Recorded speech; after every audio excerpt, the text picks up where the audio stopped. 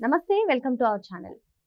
ఆంధ్రప్రదేశ్లో అసలు జరగనటువంటి మద్యం కుంభకోణాన్ని కూటమి ప్రభుత్వం ఒక కట్టుకథలా ప్రచారం చేస్తుందని చెప్పి మిథున్ రెడ్డి వ్యాఖ్యానించారు. అదేవిధంగా రేషన్ సరఫరా వాహనాలను ఆపడం కూడా అన్యాయం అని చెప్పి ఆయన అంటున్నారు. దీనిపైన పూర్తిగా విశ్లేషించడానికి మనతో పాటుగా ఉన్నారు ప్రముఖ రాజకీయ విశ్లేషకులు అంకంరావు గారు. సార్ నమస్తే. నమస్తే.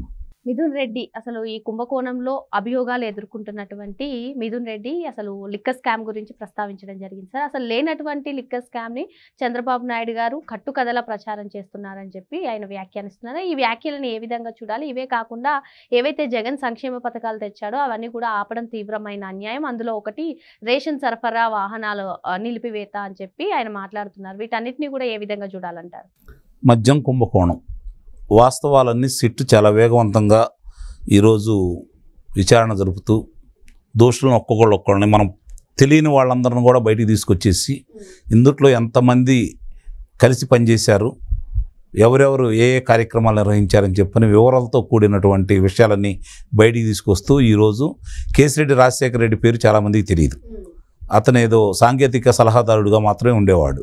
దీంట్లో అతనికి ఏంటి సంబంధం అనే దాని మీద ఇప్పుడు వరుసనే బయటకు వస్తుంటే దానికి ఏమి సమాధానం చెబుతాడు మిథున్ రెడ్డి. అలాగే బాలాజీ గోవిందప్ప ఈరోజు, అలాగే ఓఎస్టీడీ కృష్ణమోహన్ రెడ్డి, అలాగే ధనుంజయ రెడ్డి. అంటే ఇతని తర్వాత వాళ్ళు ఉండేవాళ్ళు, మధ్యలో మిథున్ రెడ్డి ఉండేవాడు.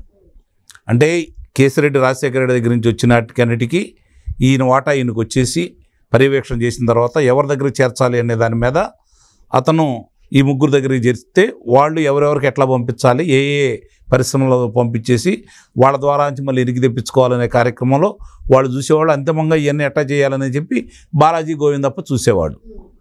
ఇందుట్లో ఇన్ని వేల కోట్ల రూపాయల కుంభకోణం జరిగిందని చెప్పి స్పష్టంగా తెలుస్తున్న తర్వాత ఎక్కడా కూడా నగదుతో తప్ప నగదు రహితంగా ఎక్కడా కూడా చేయలేదు కదా వాళ్ళు.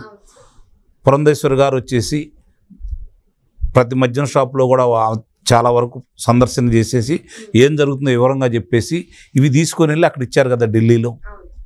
1,00,000 కోట్ల రూపాయల పైన ఇట్లా జరిగింది, ఇది భారీ కుంభకోణం అని చెప్పని 150 కోట్ల నుంచి 200 కోట్ల రూపాయలకు సంబంధించిందే ఢిల్లీలో జరిగిన దానికి ముఖ్యమంత్రిని, ఉప ముఖ్యమంత్రిని, ఆ శాఖ మంత్రిని, వివిధ వ్యక్తుల్ని, చివరికి కల్వకుంట్ల కవితని ఇట్లా చాలామందిని అదుపులో తీసుకున్నారు కదా ఉభయ తెలుగు రాష్ట్రాలకు సంబంధించిన వాళ్ళని కూడా.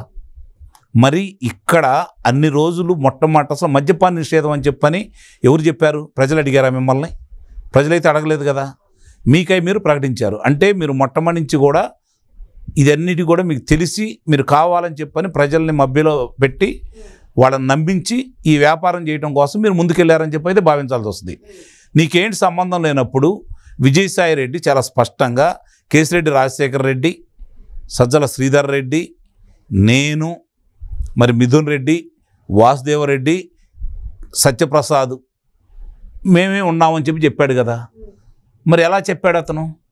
నీకేంటి సంబంధం దాంట్లో? నీకేం సంబంధం లేకపోతే నువ్వు దాంట్లో వాళ్ళ సమావేశంలో నువ్వు ఎందుకు పాల్గొన్నావు? ఒకసారి కాదు 2 సార్లు పాల్గొన్నావు కదా. ఈరోజు నీకు సంబంధించినటువంటి ఖాతాల్లోకి నగదు కూడా బదిలీ అయిందని చెప్పి చూపిస్తూ ఉన్నారు కదా. ఏ కార్యక్రమం ద్వారా బదిలీ అయినాయి? ఈరోజు మళ్ళీ కొత్తగా 3 పేర్లు బయటకైతే వచ్చినాయి కదా. ఎవరు? అవినాష్ రెడ్డి, అవినాష్ తండ్రి భాస్కర్ రెడ్డి, హనుమంతప్పారెడ్డి. వాళ్ళు బెదిరించి కూడా తీసుకున్నారని చెప్పిన వాస్తవాలన్నీ బయటకు వస్తూనే ఉన్నాయి కదా. ఇద్దరిని బెదిరిస్తే ఒక అతను పారిపోయాడు, ఒక అతను వాళ్ళకు అనుకూలంగా చేశాడని కూడా బయటకు వస్తూనే ఉంది కదా. మరి ఇన్ని విషయాలు బయటకు వచ్చిన తర్వాత, ఈ పేర్లన్నీ బయటకు వచ్చిన తర్వాత వీళ్ళకి మద్యానికి ఏంటి సంబంధం? అంటే దీంట్లో ఆదాయ మార్గాలు ఉన్నాయి కాబట్టి, మీరందరూ దీంట్లో ఇన్వాల్వ్ అయ్యారు కాబట్టి, ప్రజలను నమ్మించి మద్యపాన నిషేధం చేస్తానని నమ్మించి ప్రైవేటు వ్యక్తుల చేతుల నుంచి మొత్తం దుకాణాలన్నీ మీరు తీసుకొని మీరు ప్రభుత్వం తరపున మీ మనుషులను పెట్టి జగన్మోహన్ రెడ్డే చేయించాడు, జగన్మోహన్ రెడ్డి వ్యాపారం అని చెప్పని ఈరోజు ప్రజలందరూ భావించుకునే విధంగా ఈ కుంభకోణాలు బయటకు వస్తూనే ఉన్నాయి. కాబట్టి ఇది ఏమి సంబంధం లేదంటే నిదానంగానే వస్తాయి బయటికి, కంగారు ఏమి లేదు. నీకెంతకంత ఉరికిపాటు నిర్దోషత్వాన్ని నిరూపించుకుంటావు కదా, నీకు ఎలాంటి సంబంధం లేకపోతే. ఆ రోజు ఇప్పుడు మిమ్మల్ని ఎలా అయితే విమర్శిస్తున్నామో ఆ రోజు ప్రభుత్వాన్ని కూడా ప్రశ్నిస్తాం, అందుట్లో ఎలాంటి సందేహం కూడా ఏమి లేదు. ఇక ఈ రేషన్కు సంబంధించిన వాహనాల్లో ఎంత కుంభకోణం జరిగిందో ఒక్కొక్క విషయాలన్నీ బయటకు వస్తూనే ఉన్నాయి. మామూలుగా గుట్టు చప్పుడు కాకుండా 1వ తారీఖు నుంచి 15వ తారీఖు కొన్ని గ్రామాలు అయితే నెల మొత్తం ఇస్తూనే ఉండేవాళ్ళు. వాళ్ళ వెలుసుబాటును బట్టి వాళ్ళ అవసరాలను బట్టి గుట్టు చప్పుడు కాకుండా వెళ్ళి తెచ్చుకుంటూ ఉండేవాళ్ళు. పని చేసుకునేవాళ్ళు పని చేసుకొని సాయంత్రం పూట లేకపోతే ఉదయం పూట వెళ్ళేసి దుకాణాల దగ్గరికి వెళ్ళేసి ఎవరైతే డీలర్లు ఉన్నారో వాళ్ళ దగ్గరికి వెళ్ళేసి తెచ్చుకుంటూ ఉండేవాళ్ళు. ఈరోజు ఒక వీధి మధ్యలో కూర్చోబెట్టి సినిమా హాల్లో టికెట్లకి క్యూలో నిలబడ్డట్టుగా, పాలకేంద్రం దగ్గర క్యూలో నిలబడ్డట్టుగా ఈరోజు ఒక క్యూలో నిలబెట్టేసి నువ్వు ఇస్తానే ఉంటుంది. ఏ అమ్మ తీసుకెళ్తుందో తెలియదు, ఎవరు వచ్చి తీసుకెళ్తారో కూడా తెలియదు మొన్నటిదాకా. కానీ ఈరోజు అందరినీ నువ్వు క్యూలో బజెట్లో పెడతానే ఉంటుంది. 5వ తారీఖు తర్వాత మళ్ళీ ఈయన అంటుంటివి. దీనికోసం ఎన్ని వాహనాలు కొన్నారు, ఆ వాహనాల ఖరీదు ఎంత, మీరు కొన్నది ఎంత, మిగుల్చుకున్నది ఎంత, దాని మీద రిపేర్లకు సంబంధించి చెప్పిన మీరు వసూలు చేస్తుంది ఎంత, దాని మీద వాహనదారుడికి వాహనాన్ని నడిపే వాహన చోదకుడికి మీరు ఇస్తుంది ఎంత, వివరాలన్నీ బయటకు వస్తున్నాయి. కాబట్టి మీరు అనవసరంగా పెట్టిన ఖర్చుని ఇక్కడి నుంచైనా ఆపాలని చెప్పని ఈ కూటమి ప్రభుత్వం నిర్ణయం తీసుకుంది. అది మంచిదే కదా. దాంట్లో మిగిలిన డబ్బులుండి ఇంకో దానికి ఉపయోగిస్తారు. మీరు తినడానికి ఇవన్నీ తీసుకొచ్చారు, మిగిల్చుకోవడానికి ఇవన్నీ తీసుకొచ్చారు. ఇప్పుడు ప్రభుత్వం ఏం చేస్తుంది, ప్రభుత్వాన్ని మిగిల్చడం కోసం వీటన్నిటికీ అనవసర ఖర్చులన్నీ రద్దు చేస్తూ ఉంది. గతంలో కాలేదా? నందమూరి తారక రామారావు గారు వచ్చిన కాడి నుంచి 1983 నుంచి 2019 వరకు జరిగింది కదా. అంటే 36 సంవత్సరాలు జరుగుతూనే ఉంది కదా. మరి ఆ రోజులు ఏంది, ఈరోజు వచ్చిన ఇబ్బందులు ఏంటి గమనించుకోవాలి కదా. ఇవన్నీ కూడా ప్రజలకు తెలుస్తూ మీరు ఏదో చెప్పినందువల్ల నిజంగానే మీకు ఏం సంబంధం లేకపోతే చంద్రబాబు నాయుడు గారు మద్యం కూడా బయటికి తీసుకొస్తే మరి ఇంతమంది అధికారుల గురించి ఎందుకు బయటకు వస్తుంది, వాళ్ళు ఎక్కడ మరి ఎందుకు దాని గురించి చెప్పకుండా మేము తప్పు చేయలేదని చెప్పి ఒకళ్ళు అనకుండా ఈరోజు ఎందుకు వాళ్ళ మీద ఆధారాలు చూపిస్తే కేసిరెడ్డి రాజశేఖర రెడ్డి మరి ఇంత ఆదాయాలు ఎలా సంపాదించాడు, మరి ఆయన మారు పేరు పెట్టుకొని విమానంలో ప్రయాణం చేసి విదేశాలకు వెళ్ళాలని ఎందుకు ప్రయత్నం చేశాడు, అతను పిఏ ఎందుకు ప్రయత్నం చేశాడు, ఇవన్నీ బయటకు వస్తున్నాయి. కంగారేమీ లేదు. నిజంగా మీరు చేసిన అన్యాయాలు అక్రమాలు వాళ్ళని అదుపులో తీసుకున్న విధానం, వాళ్ళ మీద థర్డ్ డిగ్రీ ప్రయోగించిన విధానం ఇవన్నీ చూసిన తర్వాతే కదా మీ మీద వ్యతిరేకంగా ఈ ప్రభుత్వాన్ని ఈరోజు ప్రజలు తెచ్చుకుంది. నిజంగానే మీ మీద అంత కక్ష సాధింపు చర్యలు తీసుకుంటా ఉంటే ప్రజలే నిర్ణయిస్తారు. అంతిమంగా న్యాయ నిర్ణేతలు వాళ్లే కదా. చూద్దాం ఏం జరిగిద్దో. ఇప్పుడు ఈ వ్యాఖ్యలన్నీ చేస్తున్నటువంటి మిథున్ రెడ్డి ఈ స్కామ్ లో అసలు నిందితుడిగా అభియోగాలు ఎదుర్కొంటున్నారు సార్. ఒక నిందితుడిగా అభియోగాలు ఎదుర్కొన్నటువంటి సమయంలో ఇటువంటి వ్యాఖ్యలు చేయడం ఏ విధంగా చూడాలి? ఇప్పుడు వాళ్ళ తండ్రి మీద అభియోగాలు బయటకు వస్తున్నాయి, వాస్తవాలు కళ్ళ ముందు కనపడుతున్నాయి. ఆ అటవీ భూములను ఆక్రమించుకున్నారు, భవనాలు కట్టుకున్నారు, చుట్టూ ఫెన్సింగ్ వేసుకున్నారు. నిన్నగాక మొన్న మరి ఎకరం 35 సెంట్లు స్వాధీనం చేసుకున్నారు. బుగ్గపట్నం భూముల విషయంలో కూడా విషయాలన్నీ బయటకు వస్తూనే ఉన్నాయి.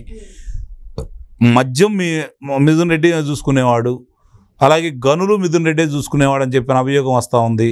వాళ్ళ తండ్రి మంత్రిగా ఉండి, ఈ శాఖలకు సంబంధించిన మంత్రిగా ఉండి ఎక్కడ ఏమేమి ఉన్నాయో అందరినీ బెదిరించేసి ఆంధ్ర రాష్ట్రంలో గనులు మొత్తం ఇసుక మొత్తం పెద్దిరెడ్డి ఆధ్వర్యంలోనే జరిగినాయి, మిథున్ రెడ్డి ఆధ్వర్యంలో జరిగినాయి. మద్యానికి సంబంధించి ఈ 3 మీకే సంబంధం, విద్యుత్తో సహా. మీరు ఇప్పటి వరకు మీరు చేసినటువంటి దౌర్జన్యాలన్నీ కూడా ఒక్కోటి బయటకు వస్తూనే ఉన్నాయి. ప్రజలు బయటకు వచ్చి కొన్ని వేల మంది చిత్తూరు జిల్లాలో మా భూముల్ని బలవంతంగా స్వాధీనం చేసుకున్నాడు, బలవంతంగా రాయించుకున్నాడు, మమ్మల్ని బెదిరించాడని చెప్పని ఒక్కోళ్ళు బయటకు వచ్చి చెబుతూనే ఉన్నారు. ఇంకా కొంత ఇప్పటికి కూడా కొంచెం మీ దృష్టిలో మీరు ప్రభుత్వం కక్ష సాధింపని చెప్పి మీరు అనుకుంటున్నారు. ప్రజలు ఏమనుకుంటున్నారంటే ప్రభుత్వం మీ మీద కొంచెం ఉదాసీనంగా ఉందని చెప్పి భావిస్తున్నారు. ఎందుకంటే మీ మీద ఇన్ని అభియోగాలు ఉన్నా కూడా చర్యలు తీసుకునే విషయంలో కొంచెం అలసత్వం వహిస్తుందని చెప్పి భావిస్తున్నారు. ఇంకా చిత్తూరు జిల్లాలో, పాత చిత్తూరు జిల్లాలో ఇప్పటికి కూడా కూటమి ప్రభుత్వం కంటే మీ హావానే నడుస్తుంది, మీ దౌర్జన్యమే నడుస్తుందని చెప్పని భావిస్తున్నారు. కాబట్టి వాటన్నిటికీ అడ్డుకట్ట వేసే విధంగా ఒక్కొక్క అంశాలన్నీ బయటకు తీసుకొస్తున్నారు. దానికి సంబంధించిన అన్ని విషయాలు బయటకు వస్తున్నాయి. కాబట్టి వీలైనంత తొందరలో మీ మీద ఏదైతే మోపబడినటువంటి నేరాలకు సంబంధించినటువంటి ఆధారాలు వాళ్ళు సమకూర్చుకొని ముందుకెళ్తున్నారో అవన్నీ కూడా నిరూపితం కాబోతున్నాయి అని చెప్పనే ఆనందం ప్రజల్లో ఉంది. ఇంకొంచెం వేగవంతంగా మీ మీద చర్యలు తీసుకోవాలని చెప్పని ప్రజలైతే కోరుకుంటున్నారు. మీరేదో తొందరపడుతున్నట్టున్నారు, ఇంకేందా మా దాకా రాలేదని చెప్పని నిదానంగా మీ దాకా కూడా వస్తారు. ఏ విషయంలో కూడా ఈ ప్రభుత్వం వదిలిపెట్టదని, ప్రజలకు అన్యాయం చేసినటువంటి ప్రజల సొమ్మును దోచుకొని ప్రభుత్వ సొమ్మును దోచుకున్న వాళ్ళందరినీ కూడా వాటినన్నిటి ఎన్నిక తీసుకొచ్చేసి మీ అందరికి శిక్షలు వేసే విధంగానే ఈ కూటమి ప్రభుత్వం ఉండాలని మనం కోరుకుందాం. నిజంగా గనక మీ మీద వేధింపు చేస్తున్నారని చెప్పి నిరూపితం అయితే నిస్సందేహంగా ఆ మూల్యం వాళ్ళు కూడా చెల్లించుకుంటారని ఇంతకుముందే చెప్పాను నేను. కాబట్టి ఇదే ప్రజలు మీ మీద ఎందుకు తిరుగుబాటు చేశారో ఇప్పుడు కూడా మీరు అవగాహన లేకుండా ఇంకా మా ఆధిపత్యం జరుగుతుంది, చిత్తూరు జిల్లాలో జరుగుతుంటే మిగిలిన రాష్ట్రం అంతా కూడా జరిగిద్దని మీరు భావిస్తున్నారేమో. అన్ని విషయాలు బయటికి తీసుకొస్తారు. ఈ సిట్టు లేకపోతే సిఐడి వాళ్ళు కావచ్చు, చక్కగా ఒక్కొక్క అంశాన్ని వేగవంతంగా చేయకపోయినా మిగిలిన విషయాల్లో మద్యానికి సంబంధించినంతవరకు చాలా వేగవంతంగా స్పందించారు, బాగా పనిచేస్తున్నారు. అన్ని విషయాలు త్వరలో బయటకు వస్తాయి. చూద్దాం ఏం జరుగుతుందనేది. మరో అంశంతో మళ్ళీ కలుద్దాం. Thank you sir.